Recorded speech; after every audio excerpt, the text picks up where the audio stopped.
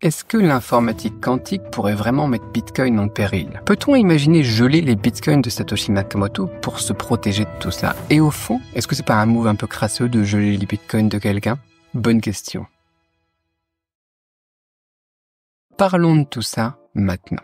Parce que les crypto-monnaies, c'est quoi au final? C'est des monnaies qui sont basées sur des techniques de cryptographie très avancées qui les rendent incroyablement sécurisées, soi-disant. Mais là, on a Google qui vient de nous présenter un truc assez énorme. Willow. C'est quoi Willow? Une puce quantique révolutionnaire qui, comparée à nos ordinateurs actuels, les fait ressembler à de vieilles calculatrices d'un autre siècle. Pire que celle de ma grand-mère. L'informatique quantique ouvre une nouvelle ère, ce qui est un énorme pas en avant pour la société humaine, tu vois. On parle d'ordinateurs bien plus puissants, bien plus rapides qu'avant, d'une puissance de calcul démultipliée presque inimaginable. Et franchement, c'est une grande avancée pour l'humanité, c'est génial. L'informatique quantique, je valide. Mais quand même. Du coup, qu'est-ce qu'il en devient de nos cryptoactifs? Est-ce que ce système de cryptage ultra sécurisé de Bitcoin et tout ça, il pourrait pas être complètement brisé avec des ordinateurs comme ça? Est-ce qu'on s'apprête à revoir, tu vois, une vague de vidéos YouTube criant « Ah, la crypto est morte, etc. » Sauf que cette fois, ça serait vrai? Ces inquiétudes, elles sont bien réelles pour beaucoup de gens. D'ailleurs, la panique, elle a récemment secoué le marché crypto, entraînant même une baisse brutale.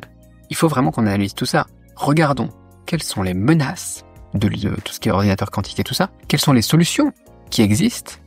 Et bien sûr, parlons aussi des fameux bitcoins de Satoshi Nakamoto. Première chose, la menace. Pourquoi est-ce qu'on dit que les ordinateurs quantiques représentent une menace pour les crypto-monnaies? C'est simple en fait. Cette technologie change complètement les règles du jeu. Si tu comprends pas en fait la puissance du truc, si tu comprends pas encore bien ce que c'est que l'informatique quantique et en quoi c'est une révolution, je voudrais te donner une petite idée de la puissance de Willow. La puce Willow, elle peut accomplir en 5 minutes seulement une tâche qui prendrait à nos meilleurs ordinateurs actuels 10 puissance 25 années. Ouais, t'as bien entendu. 10 puissance 25 années, tu te rends compte? 10 puissance 25 années, c'est infiniment plus long que l'âge actuel de notre univers, tu vois, qui est estimé à seulement 13,8 milliards d'années. Ce qui a fait à peu près 10 puissance 10 années. Donc ouais, on est carrément sur une révolution là. Comment est-ce qu'un ordinateur quantique il arrive à une telle rapidité d'ailleurs? J'ai expliqué ça comme ça à ma fille de 9 ans. Je lui ai dit, tu vois l'iPad ici?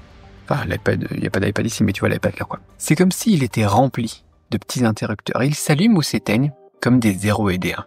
Tout ce que l'iPad y fait, c'est manipuler en fait ces 0 et ces 1 pour arriver à un résultat. En fait, c'est très basique quoi, c'est très archaïque, c'est pas très évolué comme truc. L'informatique quantique, c'est complètement différent. Tu peux imaginer en fait que tu as des clones de toi-même. Par exemple, tu perds ta peluche capybara préférée. Tes clones, ils peuvent chercher dans plein d'endroits de la maison en même temps.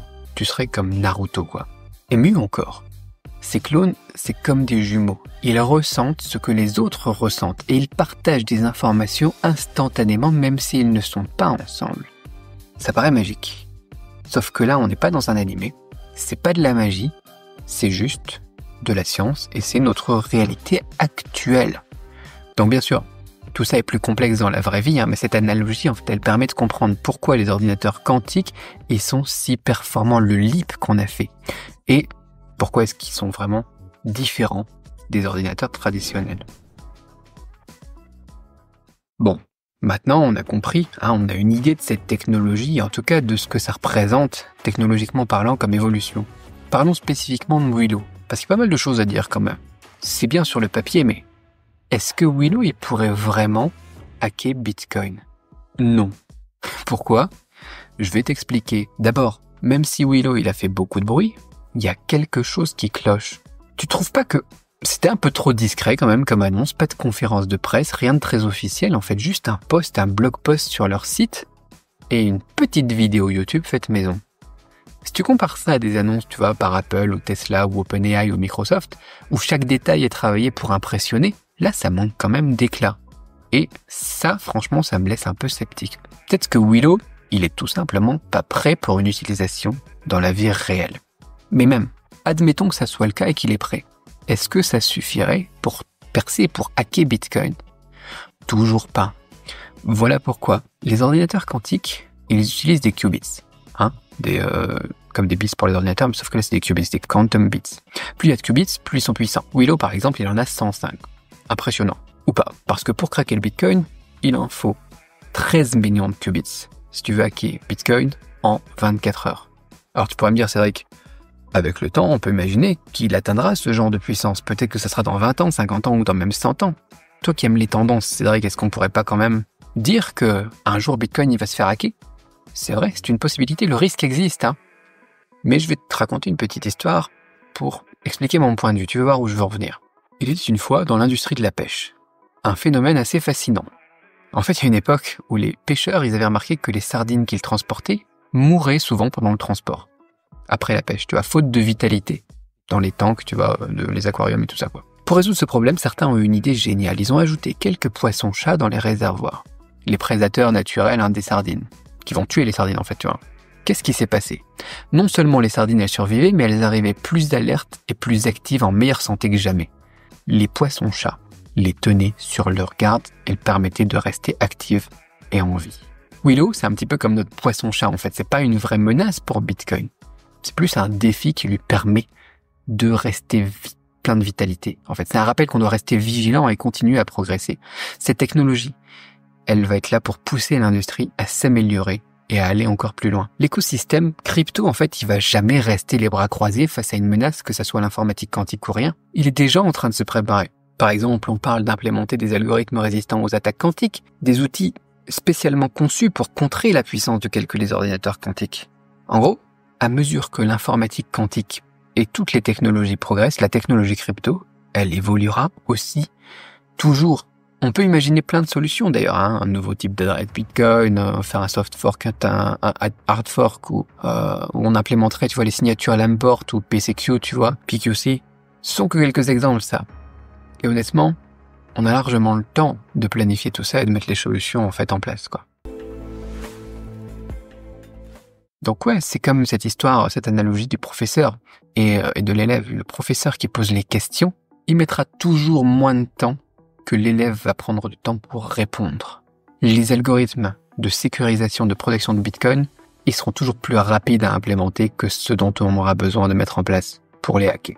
Et puis même si on n'implémentait pas de fork, de solution tout de suite, si on mettait rien du tout en place sur Bitcoin, on peut aujourd'hui déjà prendre des mesures pour protéger nos actifs. Pas besoin de paniquer. Ce qu'il faut, c'est comprendre comment les hackers pourraient s'y prendre pour casser une clé privée et anticiper. Comment est-ce que un hacker va casser ta clé privée Bitcoin? La première chose dont tu as besoin pour la décoder, c'est ta clé publique. Comment est-ce qu'il obtient cette clé publique?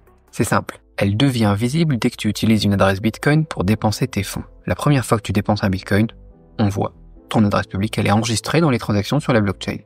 Avant ça, si ton adresse ne fait que recevoir des fonds sans jamais rien envoyer, personne ne peut deviner ta clé publique.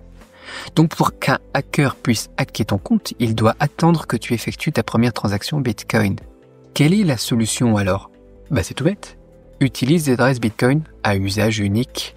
Dès que tu dépenses du Bitcoin, tu transfères simplement le reste vers une nouvelle adresse. Cette nouvelle adresse, elle n'aura pas encore de clé publique visible. Personne ne pourra du coup casser ta clé privée. C'est aussi simple que ça. Donc oui, ça demande un peu d'effort, tu vois. Mais franchement, quand on voit la valeur de Bitcoin aujourd'hui et ce qu'il représente en termes de liberté, prendre une petite précaution supplémentaire à chaque fois que tu fais une transaction, tu vois, c'est pas grand-chose. Si un ordinateur quantique aujourd'hui avait la puissance de calcul requise pour hacker du coup une adresse Bitcoin en 24 heures, et que tu mettais ça en place, tu pourrais toujours pas perdre tes fonds.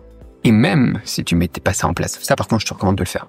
Mais soyons honnêtes, les gros acteurs comme BlackRock, les ETF ou même les gouvernements, ils vont sûrement déployer des moyens énormes aussi pour protéger leurs actifs et donc protéger Bitcoin. Ils ont investi des milliards de dollars là-dedans. Ces gars-là, ils vont pas se tourner les pouces, tu vois, en attendant que l'informatique quantique progresse. Ils vont tout faire pour sécuriser leur argent.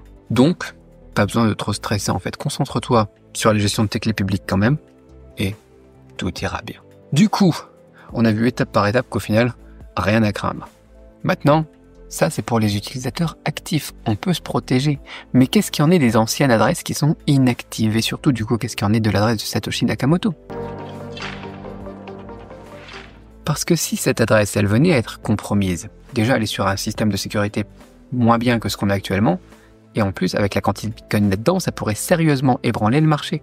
Ça serait un vrai problème. C'est là où on a eu l'idée de personnes, tu vois, qui ont dit il faudrait geler les adresses de Satoshi, geler ses Bitcoins. Est-ce que ça serait une solution envisageable pour éviter que le marché se crache suite à une vente soudaine d'1 million de Bitcoin? Techniquement, c'est possible. La communauté de Bitcoin, elle pourrait se mettre d'accord pour geler cette adresse. C'est juste une question de consensus, Bitcoin après tout. Mais est-ce que ça serait une bonne idée? Un des principes fondamentaux de Bitcoin, c'est que chaque utilisateur contrôle ses actifs. Décider de geler les actifs Bitcoin de Satoshi, ou de n'importe qui d'ailleurs, c'est aller à l'encontre de cet esprit de décentralisation. Si on commence à prendre des décisions à la place de Satoshi ou de n'importe qui, on risque de briser le consensus mondial qui fait la force de Bitcoin. Et sans le consensus, Bitcoin perd son essence. Si Bitcoin perd son essence, il perd sa valeur. Et là, on part à la cave. Donc la priorité, c'est pas de protéger les Bitcoins de Satoshi, de contrôler les Bitcoins de Satoshi, mais plutôt de renforcer les défenses de Bitcoin face aux menaces quantiques tout en respectant les principes fondamentaux de Bitcoin. Les alternatives existent en fait. Une alternative intéressante, ça serait de créer une alliance de stabilité Bitcoin, tu vois. On appellerait ça l'alliance de stabilité Bitcoin. Et cette alliance, elle serait composée de qui?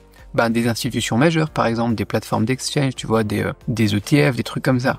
Et qu'est-ce qu'ils feraient? En cas d'activité inhabituelle sur l'adresse de Satoshi, ils pourraient intervenir pour acheter massivement des bitcoins en cas de vente depuis ces adresses, en cas de volatilité extrême. Ça permettrait de stabiliser le réseau. L'objectif ici, c'est pas de protéger une adresse spécifique, de contrôler quelqu'un ou quoi, c'est juste d'assurer la stabilité du réseau dans son ensemble. Éviter trop de volatilité. Qu'est-ce que tu en penses? Est-ce que tu penses que la meilleure façon d'approcher cette chose, c'est vraiment de geler l'argent de quelqu'un? Dis-le moi dans les commentaires. Cette question, elle est cruciale, je pense. Je pense qu'il faut qu'on en discute ensemble pour trouver une solution. Respecter quand même les concepts de base du bousin, ça me paraît être essentiel personnellement. Quoi qu'il en soit, voilà pour aujourd'hui. Maintenant, j'aimerais entendre ton avis, comme tu le vois. T'as sûrement des idées ou des perspectives intéressantes sur tout ça. Donc dis-moi tout ça dans les commentaires. Merci d'avoir suivi cette vidéo. J'espère que tu as appris quelque chose, ou en tout cas que ça te permet d'avoir un point de vue intéressant. Je te dis que tout simplement, on se retrouve dans la prochaine vidéo pour continuer cette discussion. Et puis à bientôt. Merci. Bye bye.